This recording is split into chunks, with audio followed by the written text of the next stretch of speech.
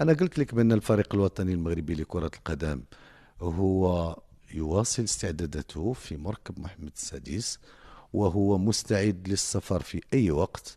كل ما ننتظر مرتبط بالجهاز اللي كينظم التظاهرة، وخصو اللي خصو يعطينا الترخيص للفريق الوطني أن الطائرة نتاع الخطوط الملكية المغربية اللي هي الناقل الرسمي لكل المنتخبات الوطنية، وهذا ماشي جديد، يعني منذ سنوات، منذ توقيع هذا العقد سنة 2017. وكل الفرق الوطنية سواء ذكور أو إناث تتنقل عبر الخطوط الملكية المغربية.